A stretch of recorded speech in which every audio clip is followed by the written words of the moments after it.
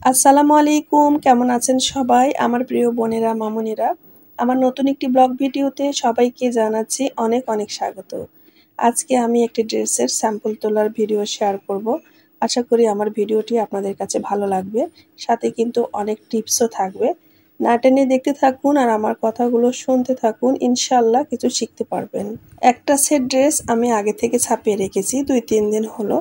আর আরও কিছু ড্রেস আমি কাটওয়ার্ক করতে দিয়েছিলাম, সেইগুলো নিয়ে এসে এখন দেখে নিচ্ছি যে সব ঠিকঠাক আছে কিনা। সবগুলো ড্রেস একজন বোনের দায়িত্বে যাবে, তো দূর থেকে আসবে, ও একটা দুটো ড্রেস নেবে না। বলছে আপু রাস্তাঘাটও ভালো না, তাছাড়া খরচ করে যাব, আপনি আরও রেডি করেন। এই কয়েকটা ছাপালে ও এসে নিয়ে যাবে। আর সবগুলো একই রকম দেখতে হলেও একই ডিজাইন কিন্তু হবে না। এখানে 2 রকম ডিজাইন দিয়ে ড্রেসগুলো কমপ্লিট হবে। কাটওয়ার্কগুলো সব ঠিকঠাক আছে কিনা আমি সব দেখে নিচ্ছি। যদি একটু তাড়াবাঁকা হয় তখন খুলে ঠিক করাতে হবে। প্রত্যেকটা ড্রেস কিন্তু প্রিন্ট করার আগে এই কাটওয়ার্কগুলো আমি চেক করি। সেটা মাল্টি কালার ড্রেস হোক আর 2 কালার ড্রেস হোক, যেগুলোতে কাটওয়ার্ক থাকে সবগুলো প্রিন্ট করার আগে চেক করলে যদি খারাপ থাকে সেখানে ঠিক করার সুবিধা হয়। প্রিন্ট হয়ে গেলে তখন আঁকাবাঁকা হয়, বাঁকাচাকা হয়। ছোট বড় যদি হয়ে থাকে ভুল ভবিষ্যৎভাবে একটা দুইটা, দেখছি যে মোটামুটি ভাবে আলহামদুলিল্লাহ ভালোই আছে। এগুলো রেডি করে রাখবো ট্রেসিং পেপার সহ, যাতে ভোরে উঠে ড্রেসগুলো আমি ছাপাতে পারি। আর কালকে একটু বেলা হলে মেয়েটাকে ফোন দিব, ও এসে সবগুলো ড্রেস নিয়ে যাবে। প্রত্যেকটা ড্রেসের পিছনে কতটা পরিশ্রম যে থাকে, রেডিমেড দেখতে ভালোই লাগে বুঝছেন।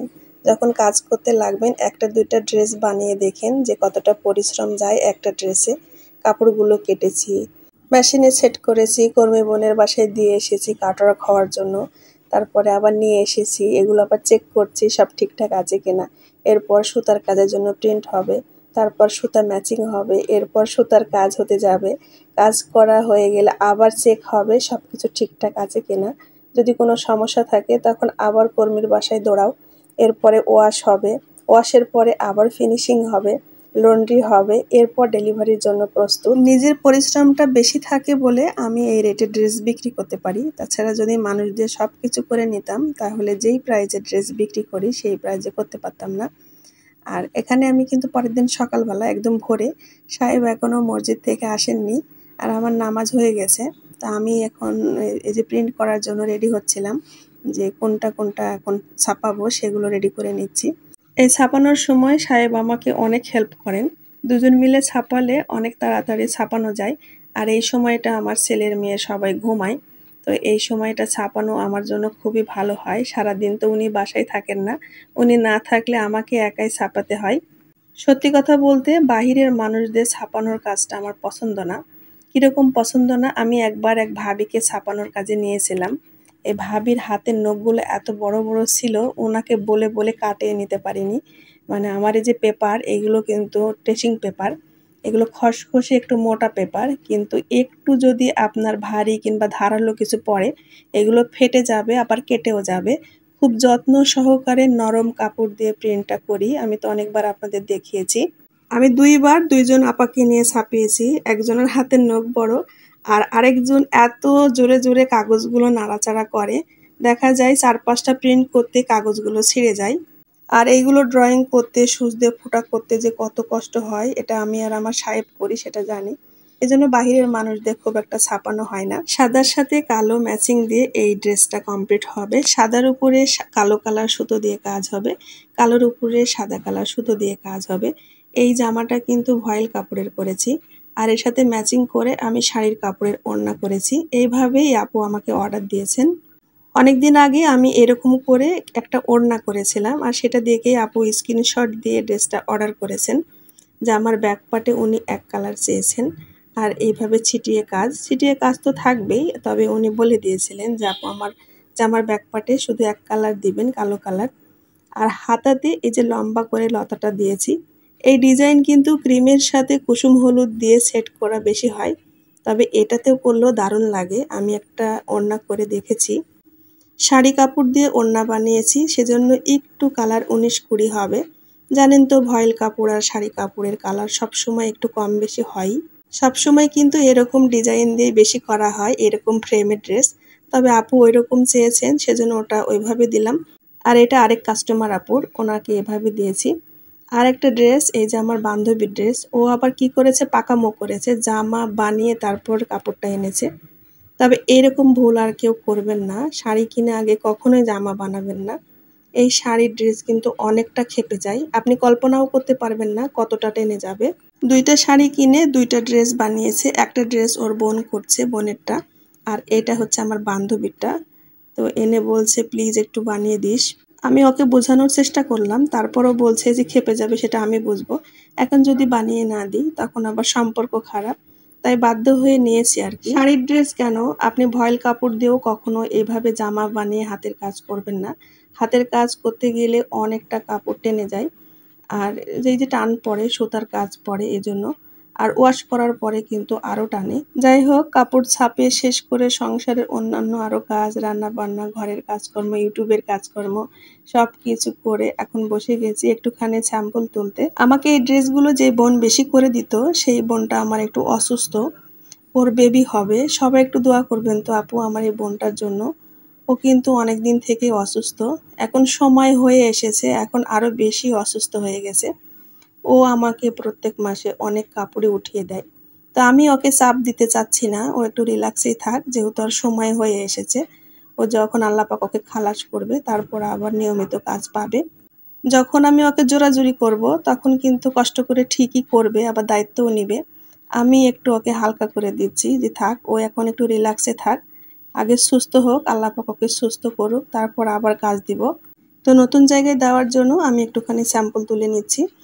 আর আমি যাকে দায়িত্ব দিব এই ড্রেসের, সেই আপুটারও সেলাই খুবই ভালো, মার্শাল্লাহ। ওর কাছে ও প্রায় 30 থেকে 35টা কর্মী আছে। আমার প্রত্যেকটা বোনেরই সেলাই ভালো, আরও প্রতি মাসে এরকম করে কাপড় নিয়ে যায়, প্রায় 30 থেকে 35টা কাপড় আমাকে উঠিয়ে দেয়। আর এই কাপড়গুলো আমার যাবে হচ্ছে রাজশাহী দামকুড়া বাজার। আপনারা রাজশাহীতে যারা আছেন তারা দামকুড়া বাজার চিনেন, দামকুড়া বাজার এলাকাতে এই কাপড়গুলো যায়, মানে আমার এই বোনের বাড়ি আর কি রাজশাহী দামকুড়া বাজার এলাকাতে। আর এখানে আমি স্যাম্পল তুলছি 2 গুণ সুতা দিয়ে। আমি উল্টা পাশে শ্যাডো করি, সেটা আপনারা জানেনই, আমার পুরাতন বোনেরা যারা আছেন তারা জানেন। আমি সবসময় উল্টা পাশ থেকে শ্যাডোটা বেশি পছন্দ করি, এতে আমার কাছে মনে হয় ড্রেসের ফিনিশিংটা বেশি সুন্দর হয়। তো যেটা এই যে ক্রস স্টিক দিয়ে যেটা হবে সেটা ক্রস স্টিক দিয়ে করেছি, আর যেটা ব্যাক স্টিক দেওয়া হবে সেগুলো ব্যাক স্টিক দিয়ে করছি। বাংলা ভাষায় যেগুলো একটা টান আছে সেগুলোতে ডাল ফোড় দিচ্ছি, আর যেগুলোতে 2টা টান আছে সেগুলো আমি মাঝকাটা ফোড় দিচ্ছি, তাতে একসাথে 2টা লাইন হয়ে যাচ্ছে। এইভাবে আমি উল্টো পাশ থেকে যতগুলো শ্যাডো হবে সবগুলোই করে নিব। আর যেটা গম ফোড় হবে সেটা শুধু সামনের পার্ট থেকে করব, মানে সোজা দিক থেকে করব।